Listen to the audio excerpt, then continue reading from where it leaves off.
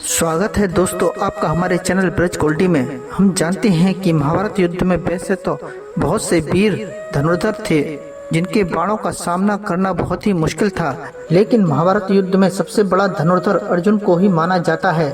और यह भी माना जाता है कि अर्जुन के युद्ध कौशल की वजह से वह अजय अर्थात अर्जुन पर कोई विजय प्राप्त नहीं कर सकता था, न ही अर्जुन को कोई परास्त कर सकता था।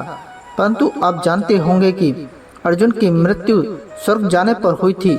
आज मैं आपको एक ऐसी कथा बताने जा रहा हूँ जिसको जानकर आपको हैरानी होगी कि अर्जुन की मृत्यु एक युद्ध में इससे पहले भी हो चुकी थी, जिसने अर्जुन को न सिर्फ युद्ध में हराया बल्कि उसकी दर्दनाक मृत्यु भी कर दी।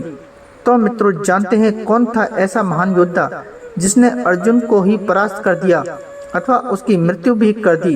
कौन से थे वह पाप जिससे अर्जुन की मृत्यु हुई, जिसको देखकर देवी गंगा खिलखिलाकर हंसने लगी।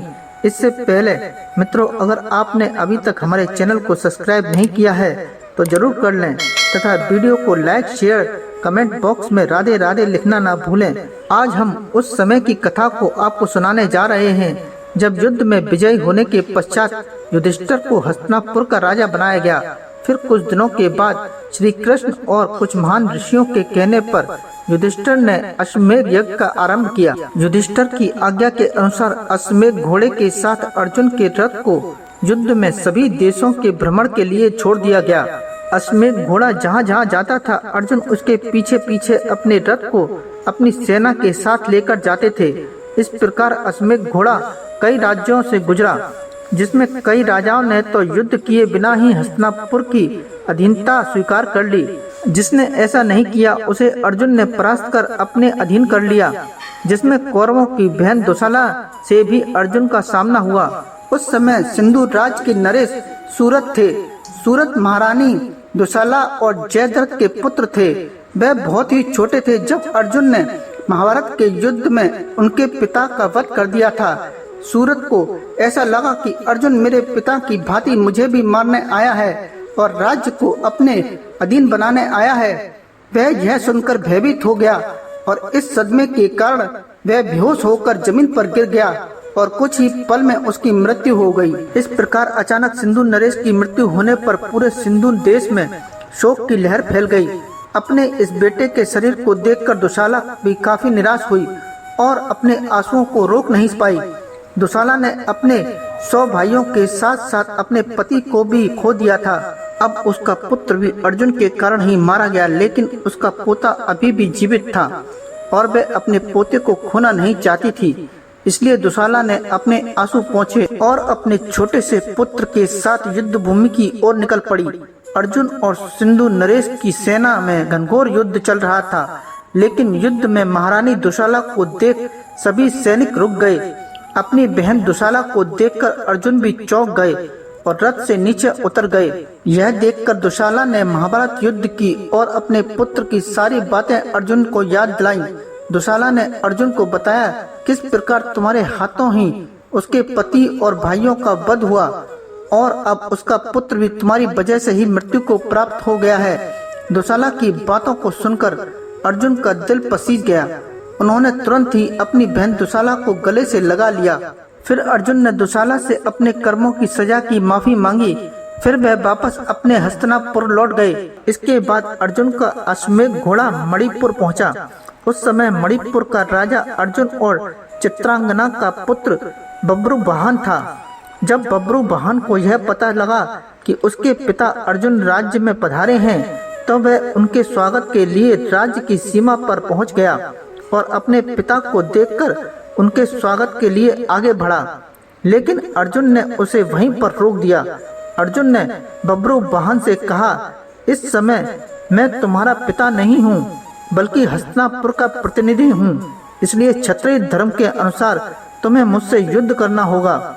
उसी समय अर्जुन की दूसरी पत्नी नागकन्या अलूपी वहाँ आ गई और अलूपी ने यह सब देखकर अपने पुत्र से बोली, तुम्हें अपने पिता के साथ युद्ध करना होगा। अगर तुम युद्ध नहीं करोगे तो यह तुम्हारे पिता का अपमान होगा। माता की आज्ञा पाकर बब्रुवाहन युद्ध के लिए तैयार हो गया। देवलोक से भीष्म पितामह यह सब देख रहे थे।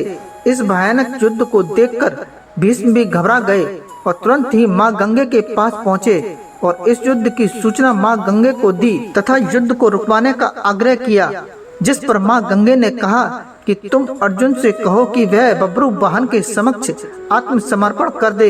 इस पर भीष्म पितामह बोले, माँ एक पिता अपने पुत्र के आगे कैसे आत्मसमर्पण कर दे, यह कैसे हो सकता है। इसके बाद अर्जुन और बब्रू वाहन के बीच घोर युद्ध हुआ।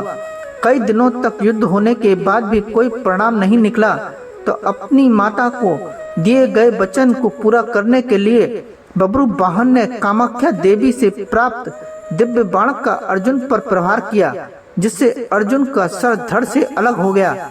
यह देख हस्तिनापुर की सेना में सन्नाटा पसर गया। जब यह बात श्री कृष्ण को मालूम हुई तो वह तुरंत ही द्वारका से मणिपुर के लिए निकल पड़े। उधर अर्जुन की माता भी अर्जुन की मृत्यु की खबर सुनकर मणिपुर के लिए चल दी।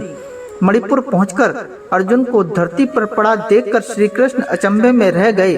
तभी श्री कृष्ण ने देखा कि देवी गंगा अर्जुन को देखकर मुस्कुरा रही हैं। इतने में कुंती भी वहां पहुंच गई और अपने पुत्र के शव को गोद में रखकर जोर जोर से रोने लगी। कुंती की यह दशा देखकर देवी गंगा को रहा नहीं गया और वह कुंती से बोली कि हे कुंती, तुम व्यर्थ में ही रो रही हो। तुम्हारे पुत्र को उसके कर्मों का फल मिला है। मेरा पुत्र भीष्म भी इसे अपने पुत्र की तरह स्नेह करता था, फिर भी इसने शिखंडी का सहारा लेकर मेरे पुत्र भीष्म का वध कर डाला। मैंने भी उस समय अपने पुत्र की मृत्यु पर इसी तरह विलाप किया था, जैसे तुम आज अपने पुत्र के लिए रो रही हो। आज मैंने अपने पुत्र का बदला ले लिया है, क्योंकि जिस कामाख्या बाण से बब्रू वाहन ने अर्जुन का सिर धड़ से अलग किया है, वो बब्रू वाहन को मेरे द्वारा ही प्रदान किया गया था। देवी गंगा के मुख से बदले की बात सुनकर श्री कृष्ण हैरान हो गए और बोले, हे देवी, आप किस बदले की बात कर रही हो? आप किस के बदला लोगी? अर्जुन की माता कुंती से या फिर अर्जुन से? आप एक माता होकर इतना प्रतिशोध कैसे कर सकती हो? तब देवी गंगा ने श्री कृष्ण से कहा कि हे वासुदेव, यह तो आप जानते ही हैं कि अर्जुन ने उस समय मेरे पुत्र का वध किया था। जब वह निहत्था था, अर्जुन का ऐसा करना एक उचित था, तो अर्जुन का वध उसी के पुत्र द्वारा कराकर मैंने यह क्या गलत कर दिया? तब श्री कृष्ण ने देवी गंगा को समझाते हुए कहा, हे गंगे, अर्जुन ने जिस तरह से अपने पितामह का वध किया, वह नियुक्ति स्वयं ही पितामह ने अर्जुन को बताई थी, क्योंकि पितामह जानते थे कि उनके होते हुए पांडवों की विजय असंभव है। इसलिए उन्होंने युद्ध से हटने का मार्ग स्वयं अर्जुन को बताया था। अर्जुन ने बब्रू वाहन के प्रहारों को रोका है, स्वयं प्रहार तो नहीं किया। अर्जुन ने तो कामाख्या देवी द्वारा दिए गए बाण का मान बढ़ाया है। श्री कृष्ण की यह बात सुनकर देवी गंगा दुविधा में पड़ गईं और श्री कृष्ण से इस दुविधा से बाहर निकलने का मार्ग पूछा। तब जाकर श्री कृष्ण ने देवी गंगा से प्रतिज्ञा वापस लेने को कहा। फिर देवी गंगा ने अर्जुन के सर को धड़ से जोड़े जाने का रास्ता बताया। इसके बाद श्री कृष्ण ने अर्जुन की दूसरी पत्नी उलूपी से नागमणि द्वारा अर्जुन को जीवित कर देने की आज्ञा दी। उलूपी ने नागमणि के द्वारा अर्जुन को जीवित कर दिया। वीडियो यहीं समाप्त करते हैं। वीडियो में दी गई जानकारी अगर आपको पसंद आई हो तो वीडियो को ज़्यादा से ज़्यादा शेयर करें तथा चैनल को सब्सक्राइब भी जरूर कर दें और कमेंट बॉक्स में राधे राधे लिखना ना भूलें। जय श्री कृष्ण।